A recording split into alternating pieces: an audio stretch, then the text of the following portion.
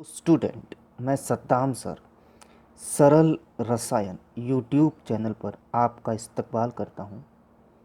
हमने अपने previous video lecture के अंदर केमिकल प्रॉपर्टी के बारे में स्टडी की थी। उन केमिकल प्रॉपर्टी में से दो केमिकल प्रॉपर्टी 15th ग्रुप की पढ़ ली थी।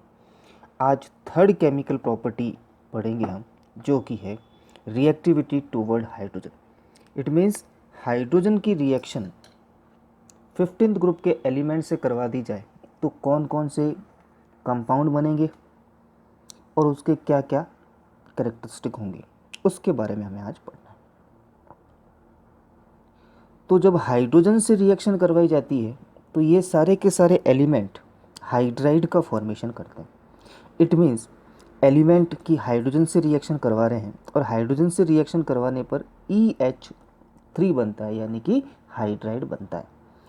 और कौन कौन से हाइड्राइड फॉर्म्ड होते हैं, तो फर्स्ट हाइड्राइड जो बनेगा वो NH3 ammonia, PH3 phosphine, ASH3 arsine, SBH3 stibine, BiH3 बिस्मथीन।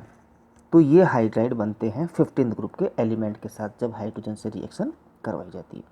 अब इन हाइड्राइड्स की प्रॉपर्टी पढ़नी, तो फर्स्ट ऑफ ऑल जो फर्स्ट प्रॉपर्टी है, all the hydrides are pungent smell, toxic and gaseous in nature, यानी कि इनकी जो स्मेल होती है बहुत तेज़ होती है, सीधी नोज़ में चढ़ जाती है,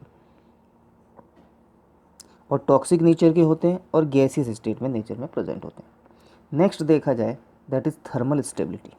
थर्मल स्टेबिलिटी से मीन्स ये है कि टेम्परेचर देने पर जो कंपाउंड बना है या जो हाइड्राइड बना है वो स्टेबल है या नहीं है, उसके बारे में डिस्कस करना है यहाँ पे। तो थर्मल स्टेबिलिटी जो होती है इन्वर्सली प्रोपोर्शनल होती है एटॉमिक साइज की, और एटॉमिक साइज भी किसकी, कैटायन की, या हम इसको कह सकते हैं size of cation.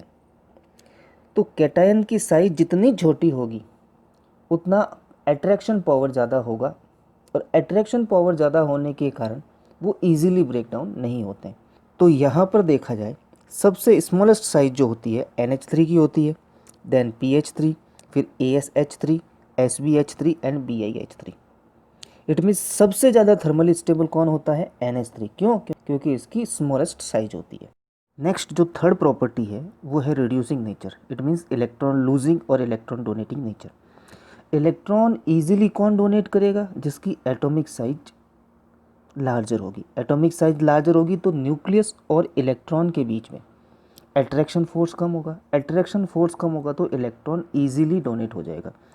It means 15th group में देखें तो सबसे लार्जेस्ट साइज किसकी होती है, बिस्मथ की, यानी कि रिड्यूसिंग नेचर सबसे ज़्यादा किसका होगा, बिस्मथ का होगा। तो इट मीन्स यहाँ पर NH3, PH3, ASH3, SBH3 और BiH3 में से देखा जाए तो हाईएस्ट रिड्यूसिंग नेचर का जो कंपाउंड होगा वो बिस्मथीन होगा। इसका रीज़न ये है इंक्रीजिंग एटॉमिक साइज। नेक्स्ट बात, बॉन्ड इजीली ब्रेक डाउन, और जितने बॉन्ड इजीली ब्रेक डाउन हो जाएंगे उतना ही ईजिली डोनेट करेगा इलेक्ट्रॉन्स। नेक्स्ट प्रॉपर्टी जो इसकी है वो है बेसिक नेचर। अब बेसिक नेचर के अंदर हमें देखना है कि जिसके पास लोन पेयर ऑफ इलेक्ट्रॉन होंगे या जिसके पास इलेक्ट्रॉन प्रेजेंस होंगे वो हाईली बेसिक नेचर का होगा। तो यहाँ पर लोन पेयर ऑफ इलेक्ट्रॉन की बात करें तो 15th ग्रुप के अंदर नेम आता है नाइट्रोजन का, जिसके पास 2 लोन पेयर ऑफ इलेक्ट्रॉन होते हैं। इट मीन्स अमोनिया जो होगा वो हाईली बेसिक नेचर का होगा।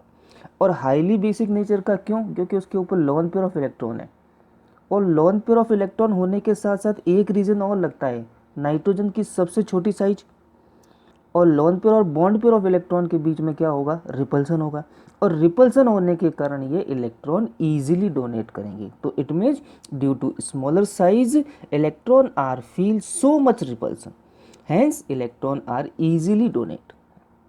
क्लियर है आपको? क्या कहना चाह रहा हूँ कि अमोनिया का सबसे ज़्यादा होता है। क्यों? क्योंकि उनके इलेक्ट्रॉन्स के बीच में जो है बहुत ज़्यादा रिपल्सन होता है, क्योंकि साइज छोटी होती है। नेक्स्ट पॉइंट जो है वो है सॉल्युबिलिटी। सॉल्युबिलिटी में हमें देखना है कि कंपाउंड वाटर में सॉल्युबल है या नहीं है।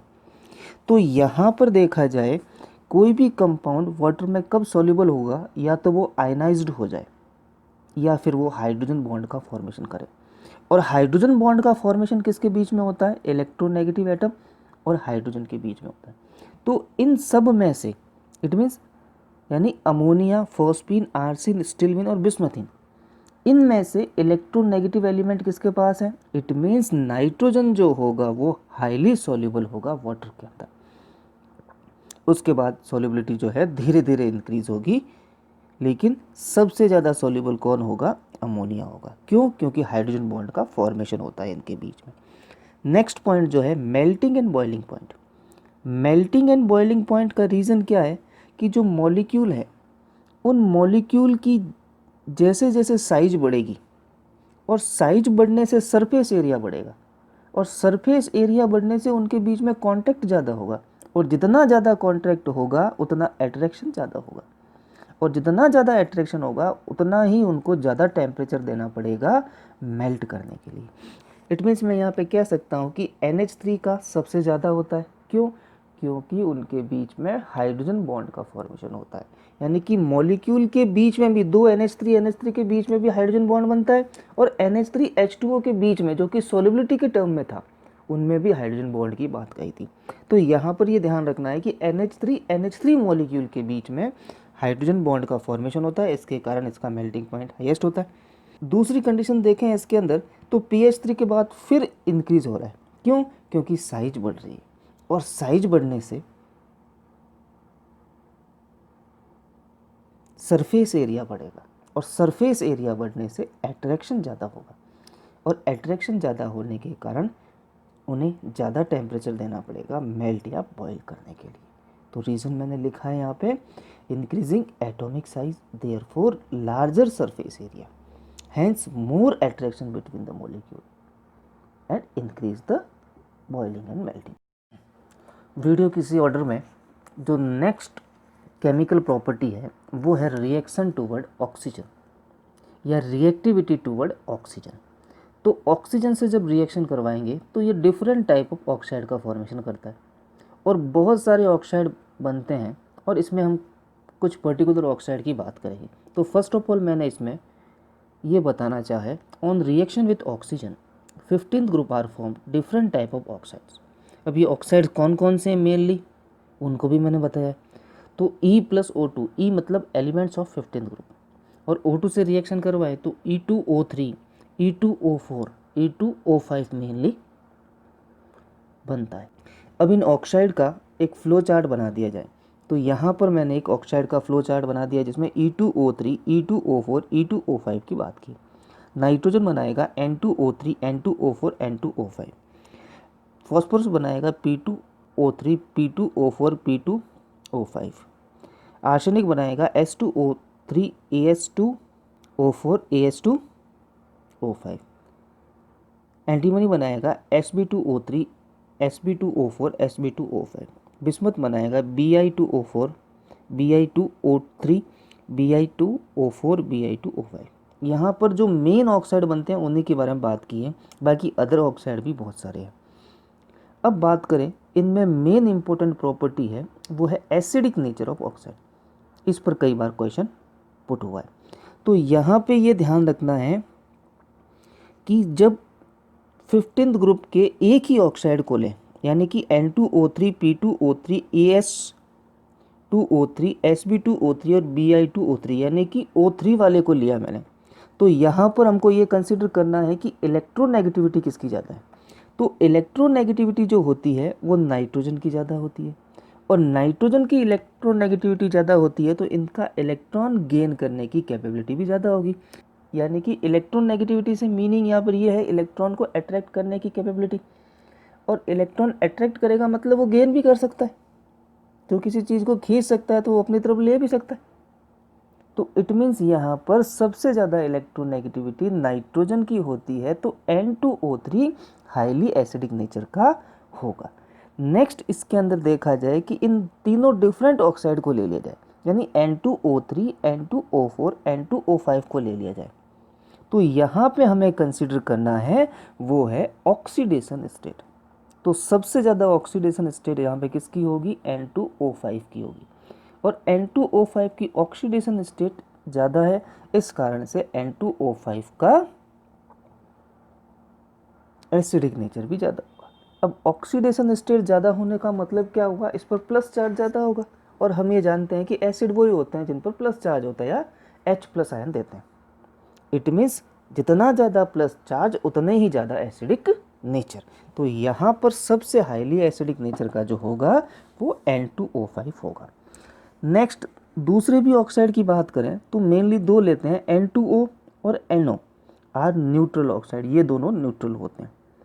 अब नेक्स्ट हमारा जो टॉपिक है केमिकल रिएक्टिविटी का वो है रिएक्शन टूवर्ड हेलोजन। हेलोजन से रिएक्शन करवाई जाए तो ये दो टाइप के हैलाइड बनाते हैं। फर्स्ट जो हैलाइड बनेगा उसको बोलते हैं ट्राई हैलाइड, और नेक्स्ट जो बनता है पेंटा हैलाइड, यानी EX3 एंड EX5। फर्स्ट बात करते हैं EX3 यानी ट्राई हैलाइड की। अब ट्राई हैलाइड के अंदर देखा जाए तो सेंट्रल एटम जो होता है sp3 हाइब्रिड होता है और पिरामिडल स्ट्रक्चर उसका होता है। तो इस तरीके से मैं यहाँ पे इसके दो लॉन पेयर बनाता हूँ और एक पिरामिडल स्ट्रक्चर का फॉर्मेशन करता हूँ। तो इस तरीके का स्ट्रक्चर होता है EX3 का। अब ट्राई हैलाइड के बारे में बात करें तो इसकी सम प्रॉपर्टी हम इसकी स्टडी कर लेते हैं।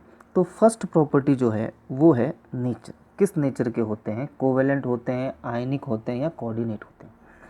तो यहाँ पे हम बात करें कि जिसकी इलेक्ट्रोनेगेटिविटी ज़्यादा होगी वो तो कोवेलेंट नेचर का होगा।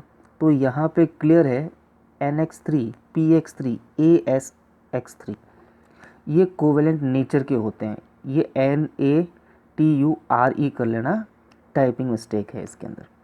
अब दूसरी बात करें इसके अंदर SBX3 और BIX3 जो कि एटॉमिक साइज ज़्यादा होने के कारण इलेक्ट्रॉन ईजिली लूज़ करते हैं, और इलेक्ट्रॉन ईजिली लूज़ करने के कारण ये आयनिक नेचर के होते हैं क्योंकि इन पर चार्ज आ जाता है।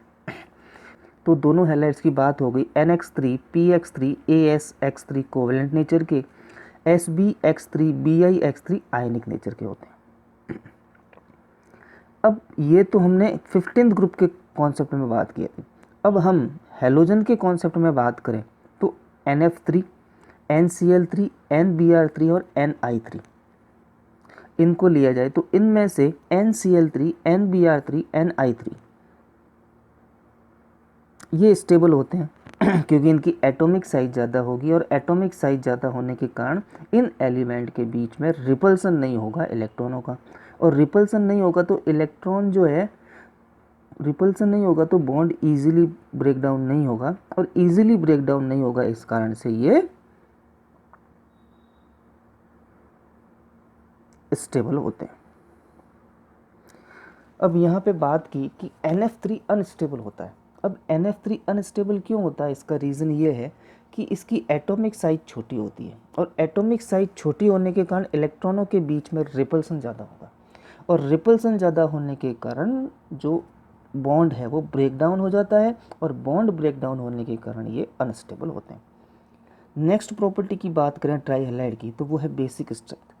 अब बेसिक स्ट्रेंथ के अंदर देखा जाए तो NF3 NCl3 NBr3 इनमें से सबसे ज़्यादा बेसिक जो होता है वो होगा Ni3। और Ni3 क्यों होता है, लार्ज साइज होती है। बेसिक नेचर का मतलब क्या है, इलेक्ट्रॉन डोनेटिंग नेचर। तो basic nature means electron donating nature, और इलेक्ट्रॉन कौन डोनेट करेगा, जिसकी एटॉमिक साइज हाई होगी या बड़ी होगी। तो इट मीन्स Ni3 जो है हाईली बेसिक नेचर का होता है। तो इस तरीके से यहाँ पर NF3 जो है वो हाईली इलेक्ट्रोनेगेटिव है, लेकिन हाईली एटॉमिक साइज किसकी है, वो हमारी होती है Ni3 की। नेक्स्ट बात करें इसके अंदर तो वो है पेंटा हैलाइड्स, यानी दूसरा जो हैलाइड्स है 15th ग्रुप का पेंटा हैलाइड्स। जितने भी पेंटा हैलाइड्स होते हैं sp3 डिहाइब्रिडाइजेशन और ट्राइगोनल बाइपिरामिडल स्ट्रक्चर होता है। कैसा, देखिए इस तरीके से